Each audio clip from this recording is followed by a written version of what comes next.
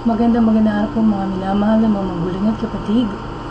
Sa channel na to kung saan po sinasagot ng Diyos ang mga katanungan sa puso't isip natin sa magitan ng salita niya, ang Biblia.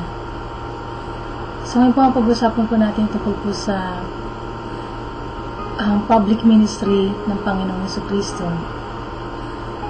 Ang tanong po, ang pamagat po natin, ating paksa, bakit napakaikli ng ministeryo ni Jesus? 3 taon at kalahati ang ministeryo ng Panginoon sa mga tao mula sa kanyang bautismo hanggang sa pag-akyat po niya sa langit.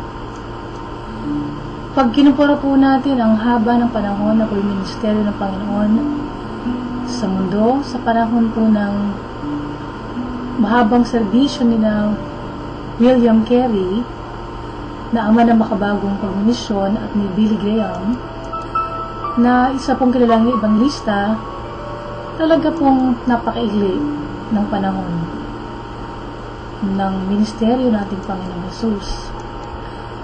Kung titingnan po natin bilang tao, ang pinakadahilan kung bakit maikli ang ministry ni Jesus, napako po siya sa krus. Namatay siya sa prime ng kanyang buhay, sabi nga nila. Patungo sa pagkakanulo sa kanya at pagkapako sa krus, marami po sa mga tagasunod niya ang umalis o iniwanan siya. Yan po yung mabasa nyo sa 1:6. Nahati po ang opinyon ng mga tao tungkol sa kanya, 1:7-43. At patindi ng patindi ang galit sa kanya ng mga pinuno ng reliyon, mga religious leaders noong panahon po niya. Mabasa niyo po yan sa 1:1-53. Sigurado kung may mga gustong magbigay ng payo sa Panginoon noong mga panahon na yon, na sumama ang tingin sa kanya ng mga tao, pinayuhan nila siya na medyo hinahinay siya sa pangaral at kaibiganin niya ang mga makapangyarihan sa Jerusalem.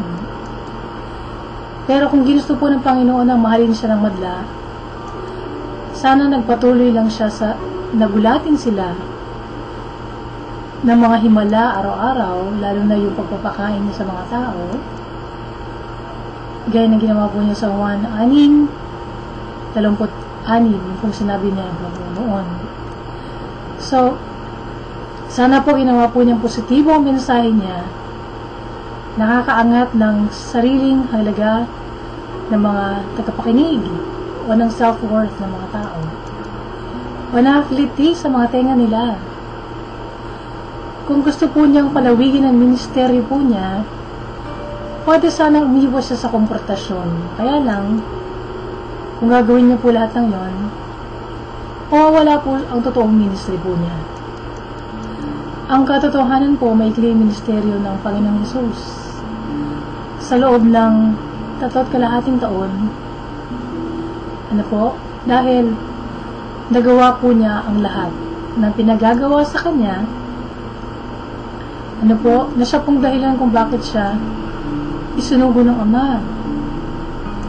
So, hindi na po kailangan tumagal pa ng masyadong ministeryo niya. Nagawa ng Panginoon ang pangangaral ng Ebanghelyo sa Israel. So, buksan po natin ang nakalagay po sa Lucas 4:43.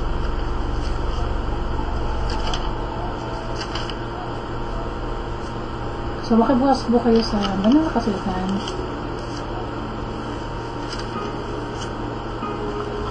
Ito po. Okay, so sabi dito, pero sinabi sa kanila ni Jesus, kailangan ipangaral ko rin ang magandang balita tungkol sa paghahari ng Diyos sa iba pang mga bayan, dahil ito ang dahilan kung bakit ako isinugo. So, nagawa po ng Panginoon din ang tubusin ng sangkatauhan. Sa Hebreo 7:27, puntahan po natin ang nakalagay po doon.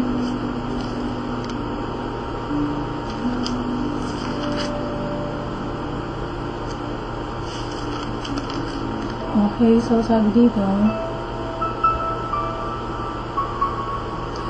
hindi siya katulad ng ibang punong pari na kailangang maghandog araw-araw para sa kasalanan niya at pagkatapos para naman sa mga kasalanan ng mga tao. Ngunit si Jesus ay minsan lang naghandog para sa lahat nang ialay niya ang kanyang sarili sa krus. So, ang na-accomplish po niya doon, katubusan po natin. Naisagawa po ni Jesus ang paglilingkod niya sa Ama nang may buong pagpapasakop sa otoridad ng Diyos Ama. Puntahan po natin ang Juan 6:38.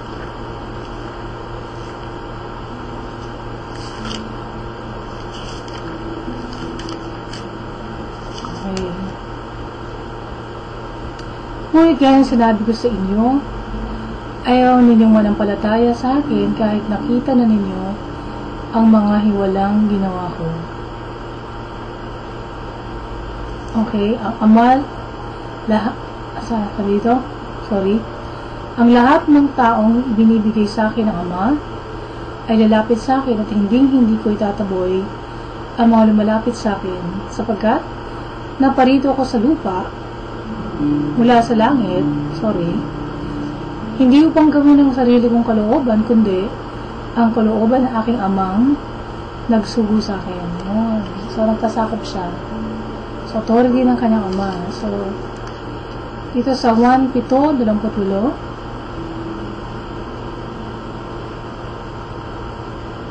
habang nagtuturo si Jesus sa templo, sinabi niya ng malakas, "Totoo bang kilala niyo ako at kung saan ako nanggaling? Sinasabi ko sa inyo ang totoo. Hindi ako naparito sa sarili kong kagustuhan. Ang tunay na Diyos ang nagsugo sa akin, pero hindi niyo siya kilala." Yun. So, sinugo siya ng Ama at buong sarili po niya, pinasakop niya sa kapangyarihan ng Diyos. Ang sinabi ng Panginoon, yun lang pinapasabi sa kanya ng Ama. At ang ginawa po niya, yun lang pinapagawa sa kanya ng Ama. Puntahan po natin ang 1:12, talatang 49. Sapagkat ang mga aral ko ay hindi galing sa akin,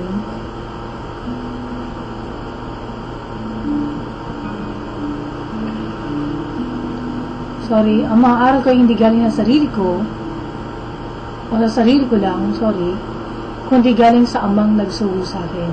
Yun. So, hindi po sa sarili lang po niya nanggaling po, kundi kung ano po yung pinapaturo po sa kanya ng Ama. So, sa 1:4, okay, sabi dito, hindi ka ba naniniwala na ako ay nasa Ama at ang Ama ay nasa akin? Ang salitang sinasabi ko sa inyo ay hindi nanggaling sa akin, kundi sa Amang nasa akin. Siya ang gumagawa ng mga bagay na ginagawa ko. So, ang layunin po niya na iisa lang ang focus ay tuparin ang kalooban ng Ama. So, bulik po tayo sa 1:4. Sabi rito,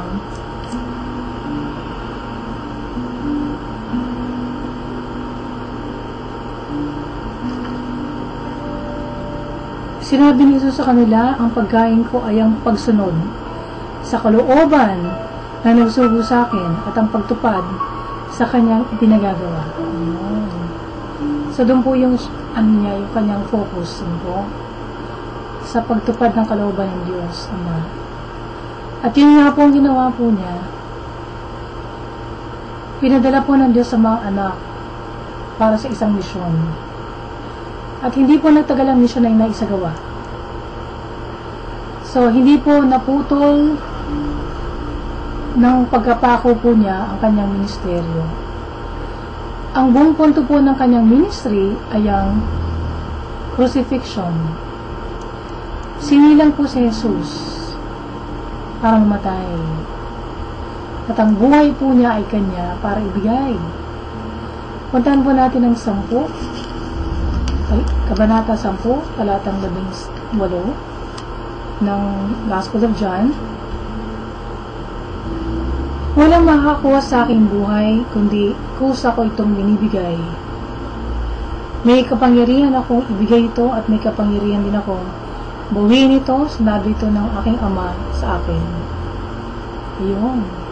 So, kung gugustuhin pala ng Panginoon, hindi pala niya sana dinanas, ano po, yung lahat po ng paghihirap niya, yung pagkapako niya sa krus, pero dahil po mahal tayo ng Panginoon, no?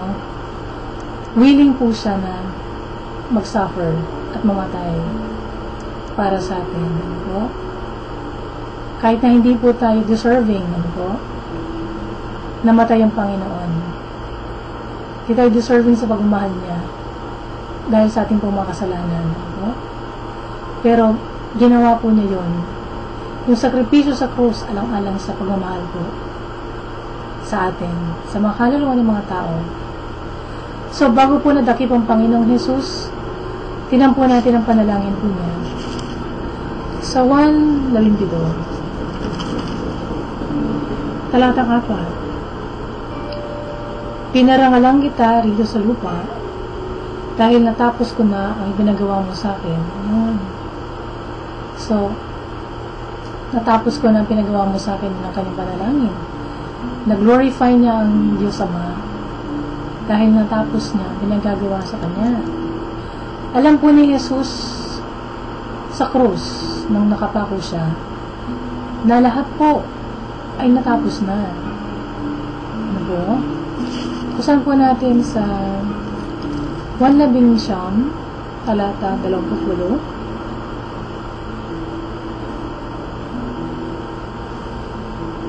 Okay, so alam ni Jesus na tapos na ang misyon niya at para matupad ang nakasulat sa kasulatan, sinabi niya na uhaw ako. Yun. So, at bago po siya namatay, sinabi niya na tapos na, no? Ito po dito sa talata 30, nang masipsip na ni Jesus ang alak, sinabi niya, tapos na. Niyuko niya ang kanyang ulo at nalagot ang kanyang hininga. Yun, so, may po ang ministeryo ng Panginoong Jesucristo. Pero hindi na po niya kailangan na maging mahaba pa po ito, o umaba pa po ito. Natupad na po ang kautusan ni Moises. Nagkatotoo po ang mga propesiya sa Lumang Tipan. At ang kaligtasan po ng sangkautatauhan, ay nakamta na po natin. Dahil po sa ginawa ng Panginoong Jesus. Tayo po mga tao pwede pong magkaroon ng mahaba o maikling buhay, tama po? So, hindi po masyado importante kung tayo po ay mamatay ng maaga o mamatay tayo ng matanda na tayo. Importante po, natupad ba natin ang layunin ng buhay natin? So, bakit po ba tayo nandito sa mundo? Yun ang tanong. So, ang Panginoong Jesus, kaya po siya naparito para sa atin. No? Ibig sabihin po, ang kahulugan po ng buhay natin ay ang Panginoon. Ano po? Kasi kaya pumunta ang Panginoong Jesucristo dito sa lupa para bayaran yung mga kasalanan po natin. Ang plano ng Diyos sa atin napakaganda. Simula po nung likhain po niya ang universe, nilagay niya ang tao sa paraiso. Tama po? Kaya lang, nagkasala po tayo, kaya tayo napalayas sa napakagandang paraiso ng Diyos.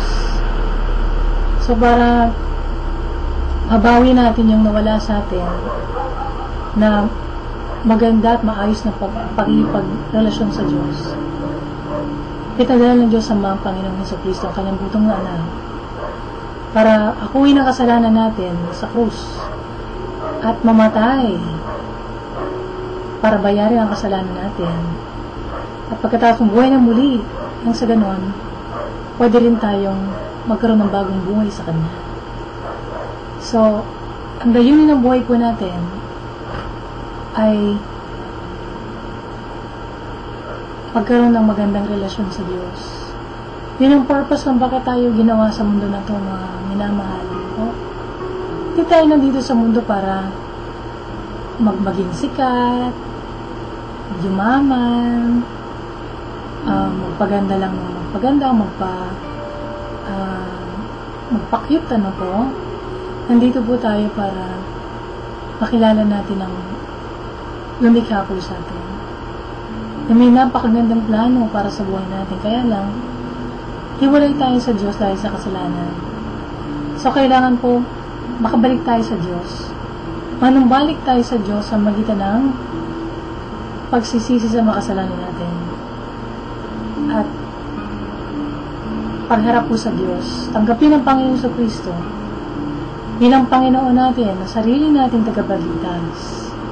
So kung dati po tayo nasusunod sa buhay natin, tayong kumokontrol, ngayon po, isuko na natin ang buhay natin sa Panginoon. Siya na pong paghariin po natin sa ating buhay.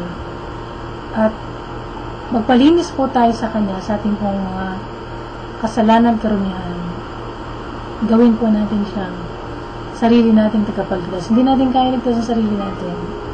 Sa magitan ng pagsali natin sa isang reliyon, sa magitan ng pagiging tapat natin na miyembro ng ating mga sekta. Ang kailangan natin hindi po panibagong reliyon. Ang kailangan po natin tamang relasyon sa Diyos. Kaya inanyahan ko kayo, in-invite ko kayo po na kung gusto niyo po magkaroon ng tamang relasyon sa Diyos, maranasan ang napagandang plano ng Diyos para sa buhay ninyo. Tayo po ay magpakumbaba sa Diyos, aminin natin na makasalanan tayo, at talikuran na natin ating mga kasalanan. Tanggapin natin si Hesus Kristo bilang Panginoon. Sarili po natin tagapagligtas. Sumunod po kayo sa panalangin na to, Lord God. Marami pong salamat, Panginoon, na alam ko na po ngayon ang dahilan kung bakit. 3 taon at kalahati lang po ang haba ng ministry po ninyo dito sa lupa. Numating kayo dahil yun po ay para tuparin ang kalooban ng Diyos Ama. At ang gusto po ninyo, Panginoon, ay tubusin, Panginoon, ang mga tao pong napawalay sa Diyos. Kayo po ay napako sa krus para bayaran ang mga kasalanan ko sa krus. Kaya sa nalinto, Panginoon, humihingi po ako ng tawad, O Diyos, sa lahat po na aking makasalanan. Linisin niyo po ako, Panginoon, ng walang dugo ng butong na anak ni Jesus. Panginoong Hesus Kristo, ginagawa ko po kayong sarili kong tagapagligtas. At Panginoon, ang aking buhay, pumasok po kayo, Panginoon, sa aking puso. At kayo nang maghari, Panginoon. Simula po sa araw na to, ako po'y maglilingkod sa inyo. Mabubuhay para sa inyo lamang, Panginoon, hanggang sa huli niya ng aking buhay. At Panginoon, puspusin niyo po ako ng banal na Espiritu. Pang maintindihan ko po ang salita at may sagawa ko po ito sa araw-araw. At maging matagumpay ako, Panginoon, laban sa mga tukso ng Diablo. Thank you, Lord God, sa lahat po ng ginawa ninyo para sa akin. Sa napakagandang plano po ninyo na gusto po ninyo ako mapabilang sa kaharian ninyo. Makabalik, Panginoon, sa paraiso, Lord God, na nilikha ninyo para sa tao. Thank you, Lord, sa pag-ibig niyo sa akin na ipinamala sa krus, Panginoon, na ipadala niyo ang iyong butong anak. Itong aking dalangin sa pangalan ng iyong anak na si Jesus. Amen. So kung nanalangin kayo niyan, magalak kayo, magsaya kayo. Dahil napatawad na ng Diyos ang makasalanan niyo. Sinabi niya kung tayo po ay magtatapat sa Kanya, na makasalanan natin siya po ay banal na patatawarin tayo sa ating mga krumihan at makasalanan. So, para lumago kayo sa pananampalataya sa Panginoon, magbasa kayo ng Bible, simulan niyo sa Gospel of John para makilala niyo ang Panginoon sa Kristo. Sumunod po maghanap kayo ng church kung saan po pangalan ng Panginoon sa Kristo lamang tinataas. Hindi po pangalan ng sino-sinong santo, hindi pangalan ni Mama Mary, hindi pangalan ng founder ng church, hindi po pangalan ng sekta at reliyon.